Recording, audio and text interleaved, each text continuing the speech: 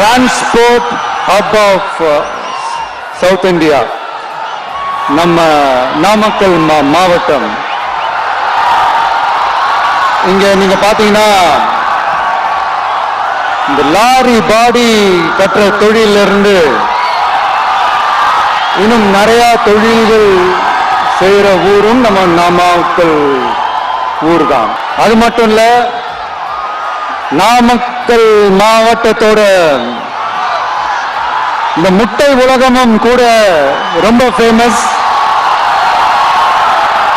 Egg சிட்டின்னு கூட கூப்பிடுவாங்க. அது மாதிரி தமிழ்நாட்டு மக்களுக்கு இந்த சத்தான உணவு முட்டை கொடுக்கிற ஊர் மட்டும் இல்ல, தமிழ்நாட்டு மக்களுக்கு உணர்ச்சி ஊற்ற மண்ணும் கூட. இதை நான் ஏன் சொல்றேன்னா, ரெண்டு வரிகள் சொன்னா உங்களுக்கு ஈஸியா கனெக்ட் ஆகும். தமிழன் என்று சொல்லடா, தலை நிமிர்ந்து நில்லடா. எப்படி? தமிழன் என்று சொல்லடா, தலை நிமிர்ந்து நில்லடா. நாடி நரம்பெல்லாம் ரத்தம் பாய்ச்சிற இந்த வரிகளை எழுதுனது யார் தெரியும்ல? யாரு எழுதுனா? விஜயகாந்த் சார் சொன்னாரு. ஆனா நம்ம அண்ணன் கேப்டன் அவர்களுக்கு மட்டும் இல்ல, நமக்கும் சேர்த்து எழுதின இந்த வரிகளை யார் எழுதினது தெரியல? நாமக்கல் மாவட்டத்தை சேர்ந்த மேகனூர்ல பிறந்த நாமக்கல் கவிஞர் திரு ராமலிங்கம் பிள்ளைதான், அவர்கள் தான். அடுத்து தமிழ்நாட்டு மக்களுக்கு இந்த இடஒதுக்கீடு உரிமையா வழங்கினதும் இதே நாமக்கல் மாவட்டத்தை சேர்ந்த திருச்செங்கோடு பகுதியில் இருக்கிற ஒருத்தர் தான்.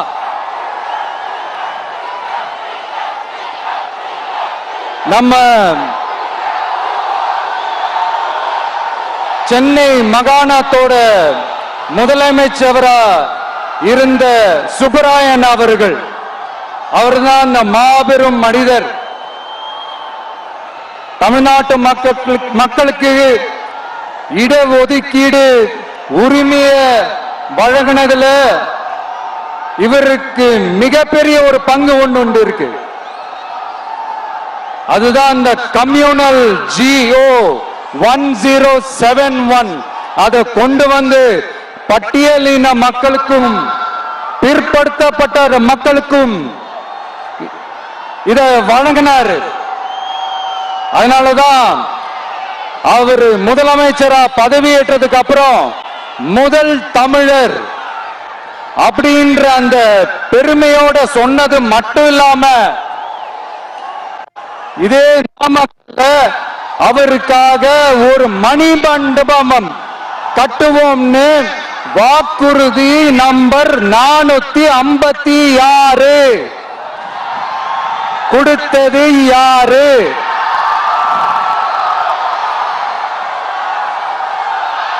சொன்னாங்களே, செஞ்சாங்களா? அதாவது ஒரு படத்துல நம்ம வடிவேல் சார் இந்த எம்டி பாக்கெட் எடுத்து இப்படி காட்டுவார் தெரியுமா?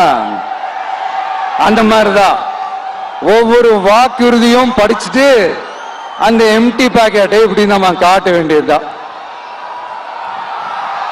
இப்ப நம்ம அந்த நாமக்கல் மாவட்டத்துல வாக்குறுதிகளா அது செய்வோம் இது செய்வோம்னு நிறைய சொன்னாங்களே, அதுல ஒரு சின்ன லிஸ்ட் மட்டும் இப்ப நம்ம பார்ப்போம். ஒவ்வொரு ஒன்றியத்திலும் தானிய சேமிப்பு கிடங்குகள் அமைக்கப்படும். இவை உலர் களங்களுடன் கூடிய கொள்முதல் நிலையங்களுடன் இணைக்கப்படும் வாக்குறுதி நம்பர் 50.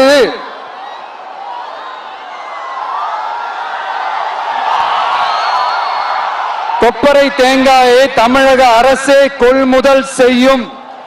அதிலிருந்து தேங்காய் எண்ணெயை உற்பத்தி செய்து நியாய விலை கடைகள் மூலம் விற்பனை செய்ய நடவடிக்கை எடுக்கப்படும். வாக்குறுதி நம்பர் 66.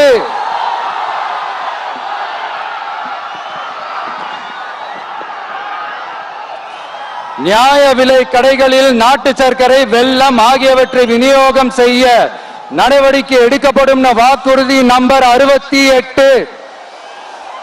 அரசு ஊழியர்கள் மற்றும் ஆசிரியர்களுக்கு மட்டும் இல்ல, போக்குவரத்து ஊழியர்களுக்கும் பழைய ஓய்வூதிய திட்டம் செயல்படுத்தப்படும். வாக்குறுதி நம்பர் 152. இதெல்லாம் சொன்னாங்களே, செஞ்சாங்களா? இப்ப நம்ம நாமக்கல் மாவட்டத்துக்கு வருவோம். ஒரு நாளைக்கு 5 கோடி முட்டைகள் உற்பத்தி செய்யப்பட்டு உலகம் முழுவதும் ஏற்றுமதி ஆகிற இந்த நாமக்கல் மாவட்டத்தில் அந்த முட்டைகள் வீணாகாம பாதுகாப்பா வைக்க முட்டை சேமிப்பு கிடங்குகள் அமைக்கணும் அந்த கோரிக்கையும், பாக்டீரியா மற்றும் வைரலாஜிக்கல் பரிசோதனையை மேற்கொள்ள ஆராய்ச்சி மையம் அமைக்கணும் கோரிக்கையும் பல ஆண்டுகளா இருக்கு. ஆனா அதை இதுவரைக்கும் ஆண்ட கட்சிகளும் சரி, இப்ப ஆளும் கட்சிகளும் சரி, அதை பத்தி கொஞ்சம் கூட யோசிக்கவே இல்லை. அப்புறம் திமுக எம்எல்ஏவுக்கு சொந்தமான ஒரு மருத்துவ கல்லூரியில் நடைபெற்ற கிட்னி திருட்டு, அதுதான் நாடறிஞ்ச விஷயமாச்சு. அதை நான் திருச்சியிலே பேசியிருந்தேன். ஆனா அதுல நம்ம நாமக்கலை சேர்ந்தவங்க தான் அதிகமா பாதிக்கப்பட்டிருக்கிறதா சொல்றாங்க. அதிலும் குறிப்பா விசைத்தறியில் பணிபுரியும் ஏழை பெண்களை குறிவைத்து அந்த கிட்னி திருட்டு நடந்திருக்குன்னு சொல்றாங்க.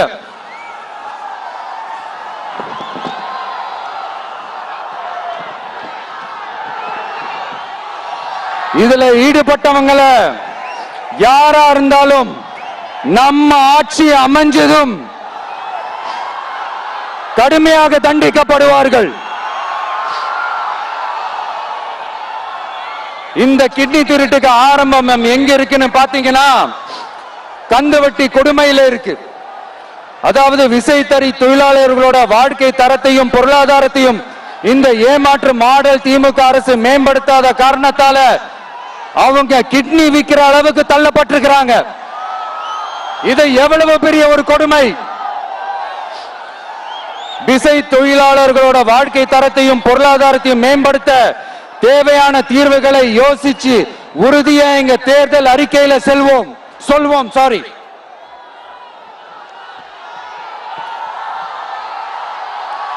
நான்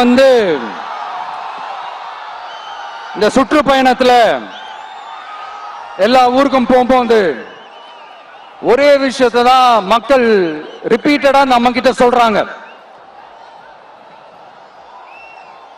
அடிப்படை சாலை வசதி, குடிக்க நல்ல குடிநீர், ஒரு நல்ல மருத்துவ வசதி இல்ல, நல்ல டாக்டர்ஸ் இல்ல, பெண்கள் பாதுகாப்பு. இதத்தான் அவங்க கேட்கிற இந்த அடிப்படை விஷயங்கள். அவங்க பெருசா எதுவுமே கேட்கறது இல்ல. என்னப்பா இந்த விஜய் எங்க போனாலும் கேள்வியா கேட்கிறாரு,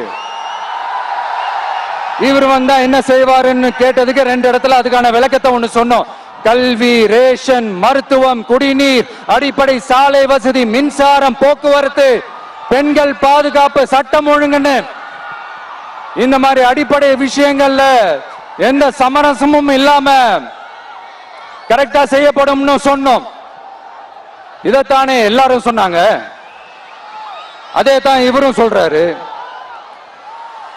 இவர் என்ன புதுசா என்ன சொல்லிட்டாரு? புதுசா எதுவுமே சொல்லலையே.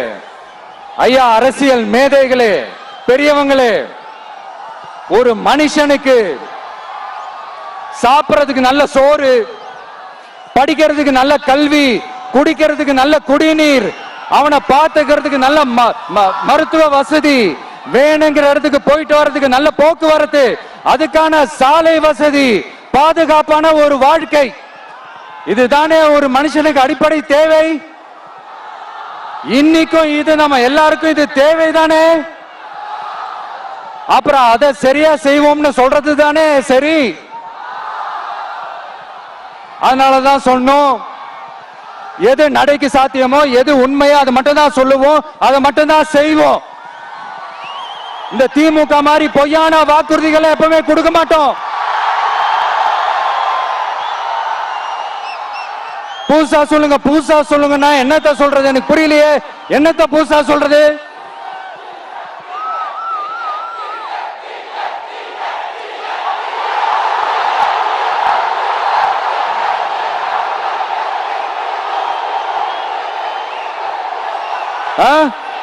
புதுசா என்னப்பா சொல்றது?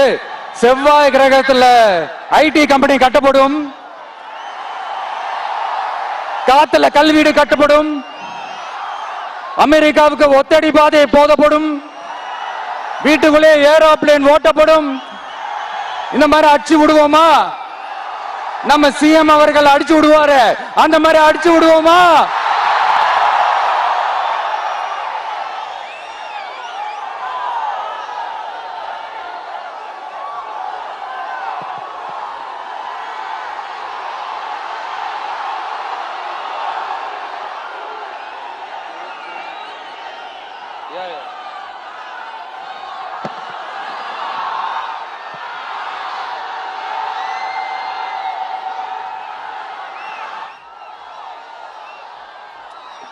நான் ஏற்கனவே சொன்னதை தான் இங்க நான் திரும்பவும் சொல்றேன்.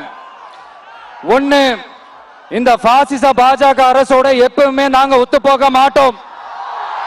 ஒண்ணு. ரெண்டாவது, இந்த திமுக அரசு மாதிரி அண்டர் கிரவுண்ட் டீலிங், மறைமுக உறவுக்காரர்களா இந்த பாஜகவோட எப்பவுமே நாம இருக்க மாட்டோம். ரெண்டு. மூணாவது, மூச்சுக்கு முன்னொரு தடவை அம்மா அம்மா அம்மான்னு சொல்லிக்கிட்டு ஜெயலலிதா மேடம் சொன்ன அந்த விஷயத்தை டோட்டலா மறந்துட்டு ஒரு பொருந்தா கூட்டணியா ஒரு கூட்டணியை ஒண்ணு அமைச்சுக்கிட்டு கேட்டா தமிழ்நாட்டோட நலனுக்காக இந்த பாஜகவோட கூட்டணி வச்சிருக்கோம்னு சொல்லிக்கிறாங்களே, அவங்கள மாதிரியே நாம இருக்க மாட்டோம். இல்ல, நான் தெரியாம தான் கேக்குறேன். இந்த பாஜக அரசு தமிழ்நாட்டுக்கு என்ன செஞ்சிட்டாங்க? நீட்டை ஒழிச்சிட்டாங்களா? கல்விக்கு தேவையான அந்த நிதியை முழுசா கொடுத்துட்டாங்களா? இல்ல தமிழ்நாட்டுக்கு தேவையான எல்லா விஷயங்களையும் தான் சரியா செஞ்சிட்டாங்களா? அப்புறம் எதுக்காக இந்த சந்தர்ப்பவாத கூட்டணின்னு நான் கேட்கல. புரட்சி தலைவர் எம்ஜிஆர் அவர்களோட உண்மையான தொண்டர்கள் அவங்க கேக்குறாங்க. சரிப்பா, அவங்க கூட்டு பொரியல் அப்பளம்னு எதையாவது கிண்டிக்கிட்டோம், நமக்கு எதுக்கு? மக்களே, இன்னொரு முக்கியமான விஷயம், இத கவனமா கேளுங்க. அதிமுக பாஜக நேரடி ஒரு உறவுக்காரர்கள்னு எல்லாருக்குமே தெரியும். அவங்களோட கூட்டணி மேல மக்களுக்கு எந்த ஒரு நம்பிக்கையும் இல்லைன்னு எல்லாருக்குமே தெரியும். ஆனா அட் த சேம் டைம் இந்த திமுக குடும்பம் இந்த பாஜகவோட அண்டர் கிரவுண்ட் டீலிங், மறைமுக உறவுக்காரர்களா இருக்காங்கன்றது தயவு செஞ்சு மறந்துடாதீங்க. வரப்போற தேர்தல், அடுத்த வருஷம் வரப்போற தேர்தல் நீங்க திமுகவுக்கு ஓட்டு போட்டீங்கன்னா அது பாஜகவுக்கு ஓட்டு போட்ட மாதிரி.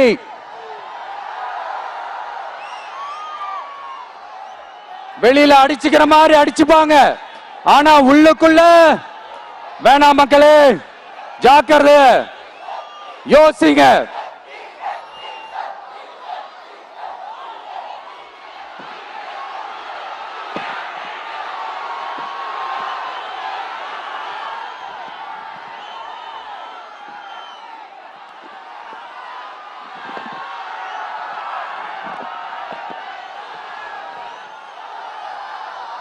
அதனாலதான் மறுபடியும் சொல்றேன், திரும்பவும் சொல்றேன், 2026 ஒன்னு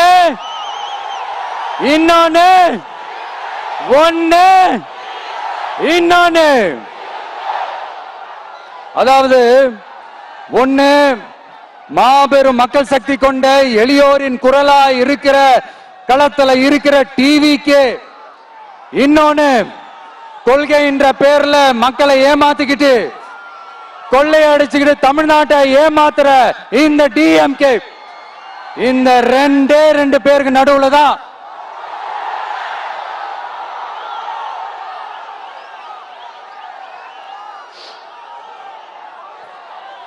இப்படி ஒரு மோசமான ஒரு ஆட்சியை கொடுக்கறாங்களே. இந்த திமுக அரசு மறுபடியும் ஆட்சிக்கு வரணுமா? உங்க உண்மையான மக்களாட்சி, மனசாட்சி உள்ள மக்களாட்சி, உங்க நம்ம டிவிக்கு மறுபடியும் ஆட்சி அமைக்கணுமா? சாரி, இப்ப ஆட்சி அமைக்கணுமான்னு கேட்டேன். சாரி. நண்பா, நண்பி, தோழா, தோழி, என் மேல இவ்வளவு நம்பிக்கை வச்சிருக்கிறீங்களா? என்ன இவ்வளவு நம்புறீங்களா? பார்த்தலாம், ஒரு கை பார்த்தலாம்.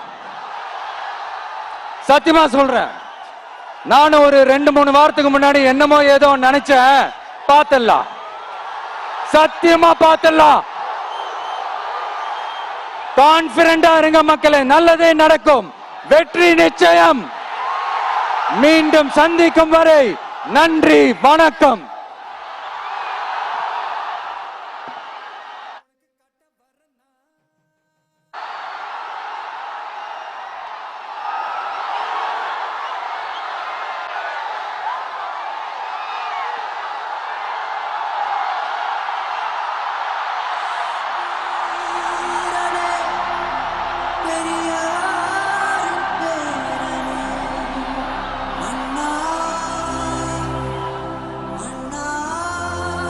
ஆரம்பத்துல பேசும்போது எனக்கும் அந்த மைக்குக்கும் ஒரு மாதிரி ரொம்ப டிஃபரன்ஸா கேட்டுட்டு இருந்தது. அதனாலதான் கொஞ்சம் அந்த ரிதம் பிடிக்கிறதுக்கு கொஞ்சம் டைம் ஆயிடுச்சு. Okay, thank you so much.